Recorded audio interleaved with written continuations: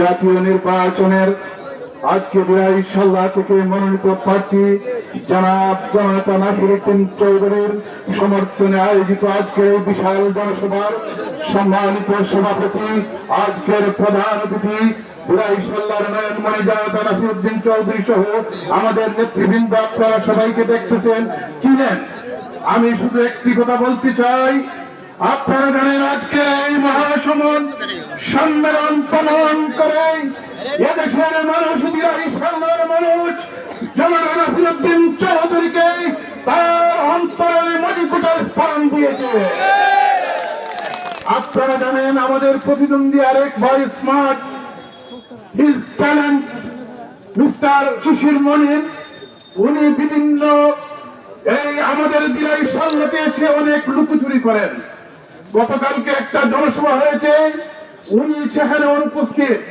আমাদের সে রাজনৈতিক দলগুলোর নিয়ম হলো প্রার্থীদেরকে পরিচয় করিয়ে দেওয়া।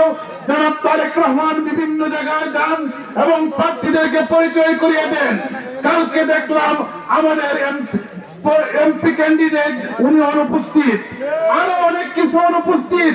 আমি বলতে চাই, এই লুকোচুরি খেলা কেন খেলেন?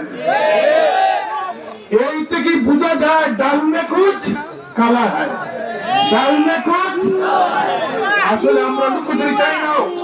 আমার পার্টি, আমার নাম নেব, আমি জমিয়তুল উলামা ইসলাম এর একজন কর্মী হিসাবে আমি গর্ব করে বলতে পারি, আমি জমিয়ত আমার সেই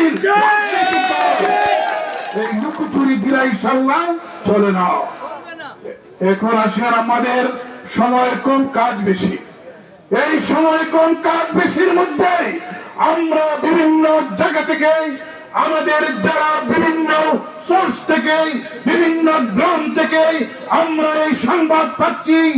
আমরা অধিক আগ্রহে 17 বছর আমরা অপেক্ষা করেছিলাম আমাদের ভোট প্রয়োগ করব, কিন্তু আরো খেলা খেলতেছে তারা। আর বেশি শক্তি নাকি বিভিন্ন ভাবে ভোটারদেরকে পরিচয় দিচ্ছে। আমি আপনাদেরকে পরিচয় দিতে চাই, প্রত্যেকটি কেন্দ্রে আপনারা পাহাড়ের হয়ে থাকবেন।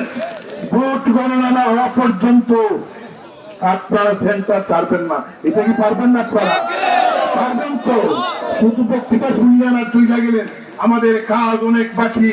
12 তারিখের নির্বাচন, মানুষ অধিক আগ্রহে অপেক্ষা করতেছে। সুন্দর স্থিতিশীল বাংলাদেশ, উন্নয়নের বাংলাদেশ হোক, কিন্তু একটি মহল তারা অরাজকতা করার জন্য আগে থেকেই তারাও সিগন্যাল দিচ্ছে।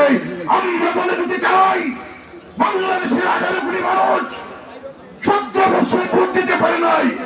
এইবার যদি ভোট দিয়ে কোন কুচুকি মহল তারা কোন ধরনের চক্রান্ত করে বাংলাদেশ থেকে তাদেরকে তাড়িয়ে হবে।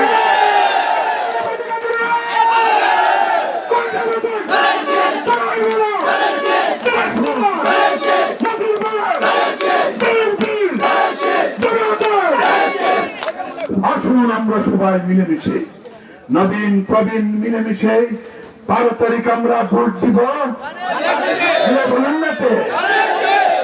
কিন্তু কোন কালো টেকার কাছে আপনারা বিক্রি হবেন না।